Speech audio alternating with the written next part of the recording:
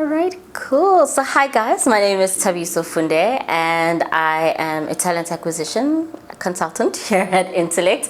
I've been with Entelect for about 3 years and I think my journey started straight out of varsity. I did my degree in a BA in political studies and psychology, and somehow I found myself in the talent space. Not by my willing, but I guess I always have a thing that talent always chooses you, right? Like it's not something, it's a calling. So I have been working in industry for about 8 years and I've been at Entelect for about 3, and I mainly work within the graduate recruitment space. So what I love about working at Entelect and my role, I think really it's about the growth that the organization offers. I think from the moment I walked in here in 2023 versus where I am now, there has been so much growth, and I really appreciate that about Entelect, is that it pushes you to grow, it pushes you to be better. What I love about my role is I get to work with talented young individuals that keep me very young. I get to interact with students, I get to understand what, the concerns of the students are coming into the job market, coming into the workplace, and I get to be that bridge between their concerns and actually making it into the workplace. So that's something that I really enjoy. 3 cool things or interesting things about myself. So firstly, if I were a car, I would be a 325 Aikusheshe, the box, for real.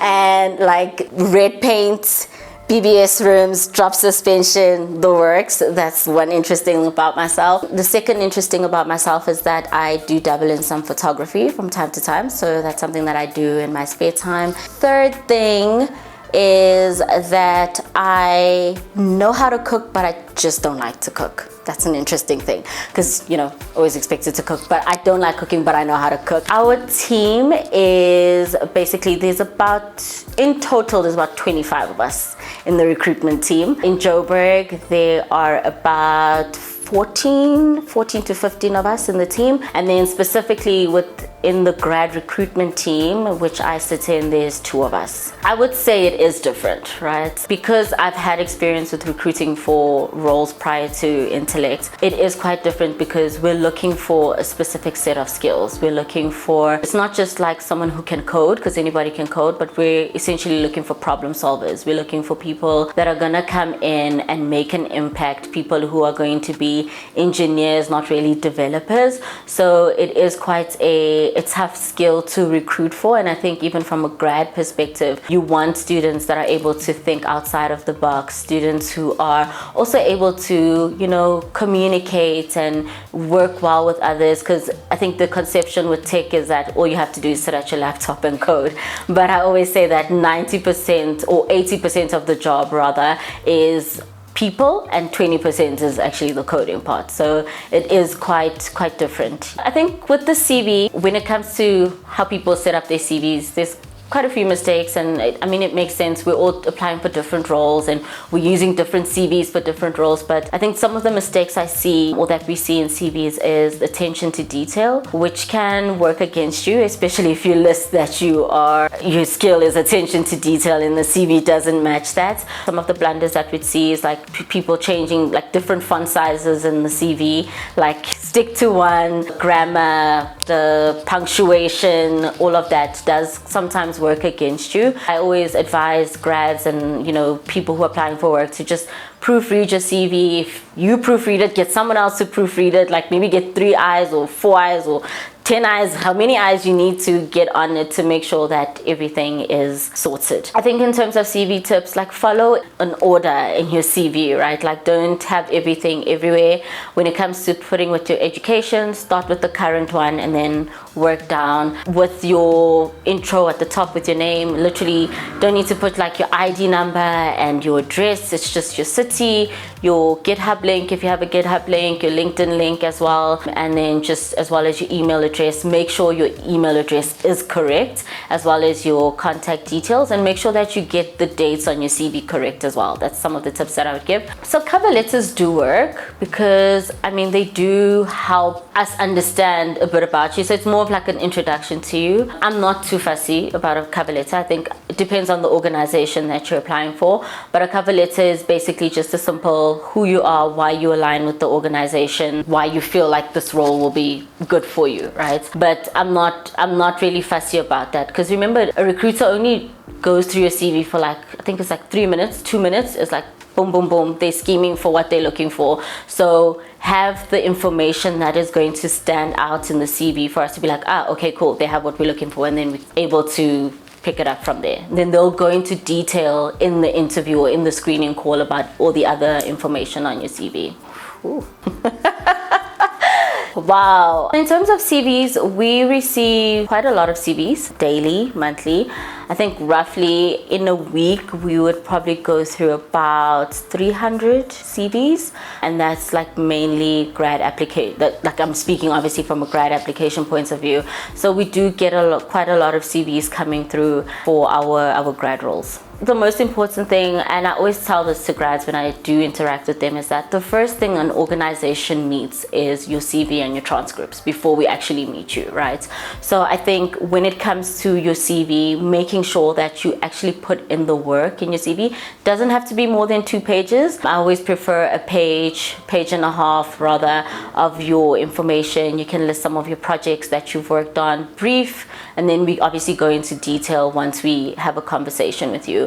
I do also say that in terms of your marks, I know sometimes people like to stick to the minimum requirement, like what's the minimum requirement? Okay, 65, we stop in there. I always say that if I have an 80 and a 65, the chances are I'm gonna go with the 80. So I do encourage students to like push themselves to work harder so that even when that transcript and that CV lands on my desk, I'm able to be like, actually, yes, they may be on a 65, but their CV is quite impressive. They took part at university, you know, they had other initiatives that they were working in to show that they're a whole-rounded person. Those are some of the qualities that we're looking for. From an interview perspective, I think it's important to understand the organization that you are interviewing for, what they do, you know, what is their main source of income, etc. So if you are coming to a consulting company, it's important to understand that, you know, we want to see how you work with others, your communication skills, things like problem solving is also quite important. So working on things on the side, like lead code, for example, to work on the problem solving side of things, getting involved. I know campuses lately, they do have like consultancy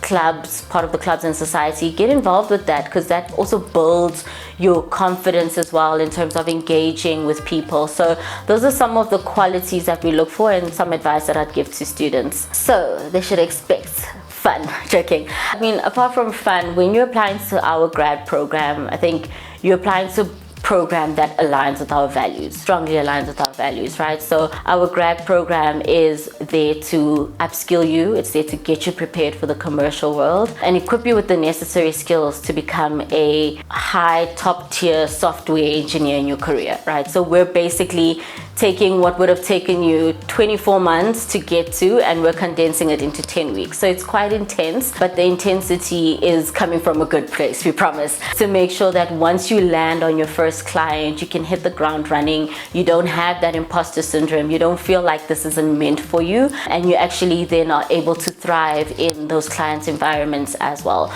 So it's definitely a lot of hard work in our grad program, but it's definitely worth it. When it comes to our grad requirements, so mainly we look at students that are in their final year. So those are students that are applicable to applying. I think just to go back a bit, so it's very important to understand that, and I think this is information that students don't really have, that organizations, when they are recruiting, they recruit you when you're in your final year of study. So a lot of people make the mistake of applying once they're done studying, and most of the times that's why it becomes a bit difficult for you to get opportunities, because organizations have already gotten their intake for the year, right? So we look at students that are in their final year of study, so it could be final year of your undergrad, so third year or fourth year, or your honors or your masters. And basically when it comes to the requirements, you need to be a South African citizen. GPA average is 65% and above. I know people fight with me a lot on that one, but it is 65% and above. And if you are not a South African citizen, you need to at least have an asylum seeker visa or a permanent res, and studying a relevant IT qualification. So those are the requirements. So when you have completed your studies, it is a bit more difficult to get in. The preference will start with those that are in their final year, and then we'll look at those that have completed their studies. Your soft skills, or what we call power skills in this industry, are quite important. So, you know, like yes, you can be an awesome coder. Like, you can code and you can develop and you can write code from left, right, center. But if you can't speak to people, if you can't work well with people, if you can't, have like be self-aware, understand your environment, etc., it does become a challenge for you to succeed in the workplace. And I think this is anywhere. So it is quite important to invest in your soft skills, quite important to invest in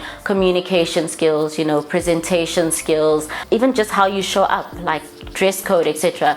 That is quite important, and it works to your benefit. I think sometimes people get hired just because of their confidence. So it's quite important to put in the effort to work on your soft skills. I think in terms of working on your soft skills, get involved in campus activities. So you guys are on campus, you guys do have clubs and societies, there's different societies for different people. Get involved, right?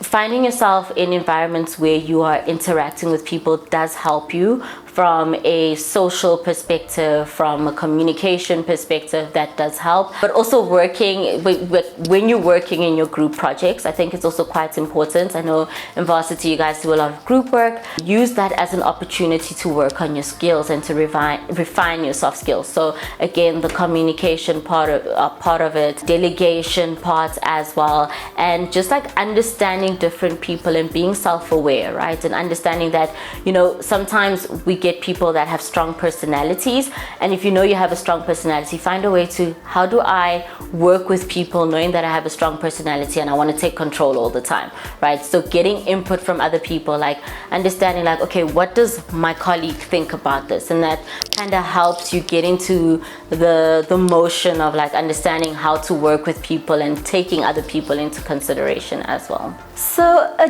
day in my life. Okay, so I get to the office between 8:30 to 9. Oh, so 9:30, oh my gosh. But between 8:30 to 9, obviously starts off with stand-up, understanding what the plan is for the day. I would then go through applications that I have, look at candidates that I need to speak to. I would then go on to screening calls. I do a lot of screening calls in my day, so I spend like 30 minutes in my day on a screening call with candidates. I talk to about close to 10 candidates in a day, just to chat to them, get to understand what they're looking for, see if there's an alignment with what we're looking for as well, and then get them in for an interview. And then from there, also just answering any queries, emails as well. I do get a lot of emails, so students do send emails about, please can you look at my CV, please can you help me with this? So I try to put time in my day to go through some of those emails that I get. And then it's also just a lot of stakeholder engagement, understanding what our requirements are, what do we need to do, where can we find good talent, so it's mainly sourcing good talent from different avenues. Also just like collaborating as well with the team. That's quite important in the team, being able to bounce off ideas, trying off different stuff as well as a team to help with the recruitment process, how to make it easier for students. We don't want to make it hard, we want to make it easier. Basically the day in my life. Yeah, thank you so much guys for watching. I hope this was so insightful, and I really wish all of you all the best on your hunt to finding the perfect organization for you. If you need anything else, please feel free to reach out. But all the best, and thank you so much for watching.